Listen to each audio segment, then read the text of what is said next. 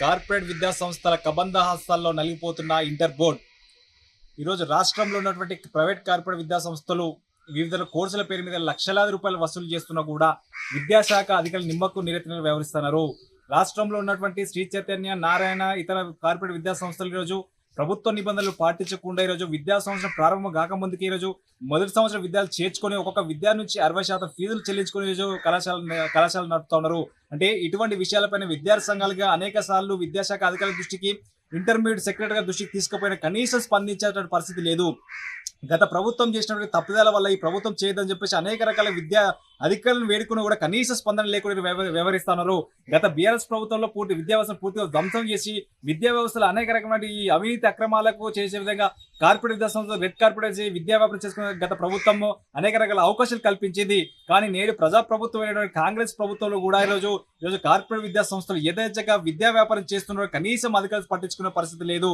ఈరోజు రాష్ట్ర వ్యాప్తంగా ఉన్నటువంటి ప్రైవేట్ కార్పొరేట్ విద్యా సంస్థలు అనేక రకంగా ఫీజుల దోపిడీ చేస్తా ఉన్నానా, ఎటువంటి ప్రభుత్వ నిబంధనలు పాటించకుండా కళాశాలలు నడుపుతున్న కూడా కనీసం అధికారులు పట్టించుకునే పరిస్థితి లేదు. ఇప్పటికైనా రాష్ట్రంలో ఉన్నటువంటి విద్యాశాఖ అధికారులు అదేవిధంగా రాష్ట్ర ప్రభుత్వం తక్షణమే స్పందించి రాష్ట్రంలో జరుగుతున్నటువంటి ప్రైవేట్ కార్పొరేట్ విద్యా సంస్థల ఫీజుల దోపిడీని అరికట్టాలి. అదేవిధంగా అనుమతులు లేని ఒక కళాశాల యొక్క జాబితాను బహిర్గతం చేసి ఈరోజు విద్యార్థుల తండ్రులకు భరోసా ఇవ్వాల్సిన బాధ్యత బోర్డ్ ఆఫ్ ఇంటర్మీడియట్ పైన ఉన్నది. ఇప్పటికైనా రాష్ట్రంలో ఉన్నటువంటి ప్రభుత్వ జూనియర్ కళాశాలలో సమస్యలు పరిష్కరించి ప్రభుత్వ జూనియర్ కళాశాలలో అధ్యాపకుల పోస్టులు భర్తీ చేసి మధ్యాహ్న భోజన పథకం అమలు చేసి పేద బడుగు బలహీన వర్గాలకు చెందిన విద్యార్థులకు న్యాయం చేసే విధంగా తెలంగాణ ప్రభుత్వం చర్యలు తీసుకోవాలి. ఏదేమైనా రాష్ట్రంలో అక్రమంగా ఎటువంటి ఫైర్ సేఫ్టీ కానీ ఎటువంటి విద్యా ప్రమాణాలు పాటించకుండా ఈరోజు ప్రభుత్వ నిబంధనలు పాటించకుండా యథేచ్ఛగా విద్యా వ్యాపారం చేస్తున్నటువంటి నారాయణ, శ్రీ చైతన్య లాంటి కార్పొరేట్ విద్యా సంస్థలపైన వెంటనే చర్యలు తీసుకోవాలని చెప్పి మేము డిమాండ్ చేస్తూ ఉన్నాం. లేని పక్షంలో ఖచ్చితంగా భవిష్యత్తులో విద్యార్థులను సమీకరించుకొని పెద్ద ఎత్తున ఈ యొక్క కార్పొరేట్ విద్యా సంస్థల ఆగడాలకు వ్యతిరేకంగా పోరాటాలు కొనసాగిస్తామని చెప్పేసి ఈ సందర్భంగా మేము తెలియజేస్తా ఉన్నాం. తెలంగాణ రాష్ట్రంలో ప్రైవేట్ కార్పొరేట్ జూనియర్ కళాశాల ఫీజుల దోపిడీని అరికట్టడంలో, అనుమతి లేని కళాశాలను సీజ్ చేయడంలో, అనుమతి లేని కళాశాల పేర్లు బహిర్గతం చేయడంలో ఇంటర్ బోర్డు పూర్తిగా వైఫల్యమైంది. ఇంటర్ బోర్డు కార్యదర్శి గారికి గత నెలనే వినతి పత్రం ఇచ్చి అనుమతి లేని కళాశాలను సీజ్ చేయండి, అనుమతి లేని కళాశాల పేర్లు బహిర్గతం చేయండి అని చెప్పినా వినకుండా ఇవాళ ఇంటర్ బోర్డు కార్యదర్శి గారు ఇలా పూర్తిగా ప్రైవేట్ కళాశాలలు తొత్తుగా వివరిస్తూ ఉన్నారు. ఏఐఎస్ఎఫ్గా మాకు అనుమానం కలుగుతూ ఉన్నది.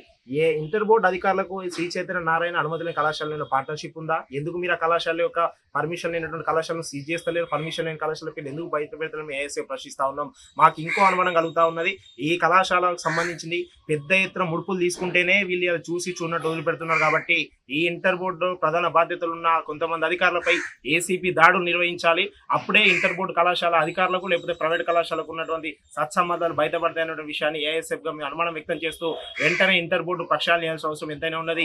ఇంటర్ బోర్డుకు సంబంధించి విద్యాశాఖ మంత్రి గారే ఇలా విద్యాశాఖ మంత్రిగా ముఖ్యమంత్రి సీఎం రేవంత్ రెడ్డి గారు ఉన్నారు. కాబట్టి రేవంత్ రెడ్డి గారు ఇంటర్మీడియట్ కళాశాలలో అనుమతి లేని కళాశాలపై అధిక ఫీజుల దోపిడిపై కళాశాలను వ్యాపార కేంద్రాలు మార్చి కళాశాల ఆవరణలో పుస్తకాలు, యూనిఫామ్స్ అమ్ముతూ దోపిడీ కేంద్రాలు మార్చు పేద విద్యార్థుల తల్లిదండ్రుల నుంచి లక్షల రూపాయలు దోసుకుంటున్నారు. కాబట్టి దీనిపై సమగ్ర సమీక్ష విచారణ చేయాలి. ప్రభుత్వ జూనియర్ కళాశాలలో మధ్యాహ్న భోజనం పెట్టి మౌలిక సౌకర్యాలు కల్పించి ఖాళీ ఉన్న టీచింగ్, నాన్ టీచింగ్ పోస్టులు భర్తీ చేయాలని, ప్రైవేటు కార్పొరేట్ జూనియర్ కళాశాల ఫీజుల దోపిడీని అరికట్టాలని లేని పక్షంలో ఏఎస్ఎఫ్ ఆధ్వర్యంలో పెద్ద ఎత్తున ఉద్యమిస్తాం. అవసరమైతే ఆ కళాశాల ముందు పెద్ద ఎత్తున ప్రత్యక్ష దారులకు సైతం ఏఎస్ఎఫ్ వెనుకబోదామని సందర్భంగా తెలుస్తాం.